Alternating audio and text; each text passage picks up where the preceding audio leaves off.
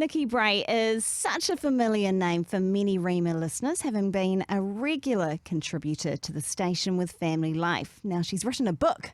Goodness gracious. It's called From Here to There. And she writes about the loss of her daughter in a canyoning accident at Mangatapopo Canyon and life since that tragic day. Nikki joins us on the show to tell us more.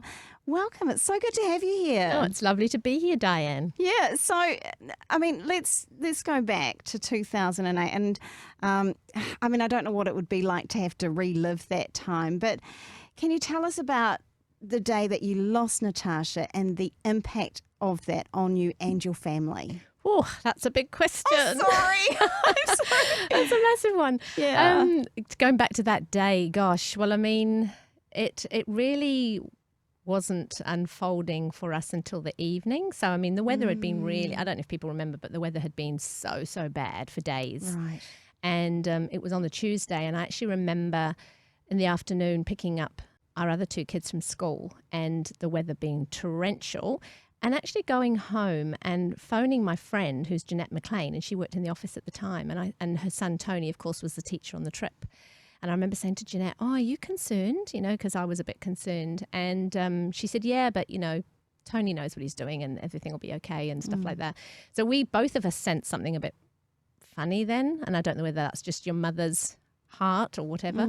But then it wasn't, of course, until the evening when things started happening and unraveling, and then news coming in. And yeah, it was just a very long, traumatic evening as we were discovering kids that had passed away. And it wasn't until 2:00 on that Wednesday morning that we actually found out that Natasha was one of them. So yeah, it's just what I would consider every parent's worst nightmare. Yeah.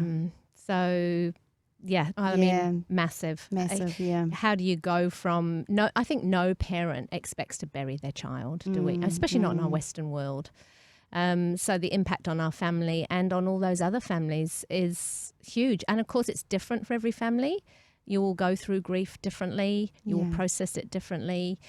And it's a lifelong journey. You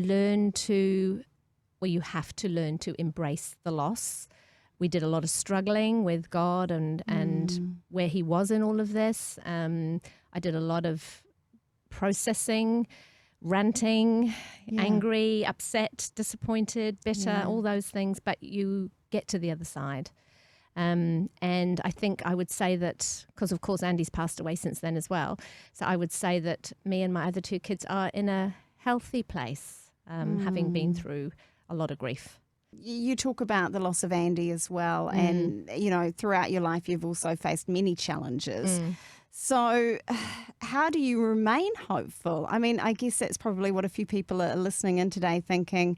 How do you keep that hope despite facing all this adversity? Well, I think, that's where your faith comes in at the end of the day. And I always remember Jesus's quotes. He tells us that in this world, we will have trouble. And then he goes on to say, "But take heart, I've overcome the world." And he has. And that's what you have to hang on to, is the fact that when your life feels in pieces and shattered around you, then he is with you in the journey. And for those of us who live by faith, it's not the end. we're living for life in all its fullness, the life that is coming. But also I think when you go through grief and life is tough, there's still, when you process all of that, there's still good days coming on this earth as well. It's not just waiting till you get to heaven.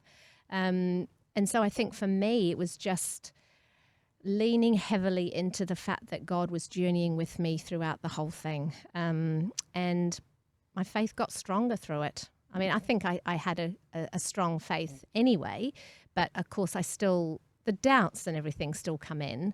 And I must admit, I definitely doubted the goodness of God. But of course, part of that journey of overcoming is to the other side, where you still believe that God is still good despite what goes on in the world.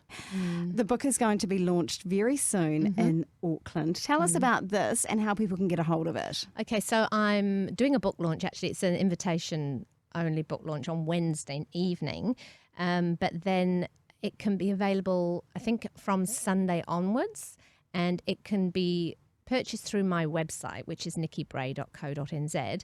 But I'm also hoping, and I'm in conversation, hoping to have it through Manna as well, and through Tandem Ministries, and hopefully through Family Life. So they're avenues at the moment, and we'll see how it progresses from there. Okay, now Nikki, not everyone's going to know how to spell your first name, so could you give us that, please? Actually, that's a good point, because everyone spells it differently. Exactly. So it's Nikki. Yep. And it's Bray, Bray, not Brae, which some people do. Yes. Look, these are the things that I can sometimes struggle with. So do check out Nikki's website. The book is called From Here to There. Thank you so much for being a part of the show today. You're very welcome. Thanks for having me.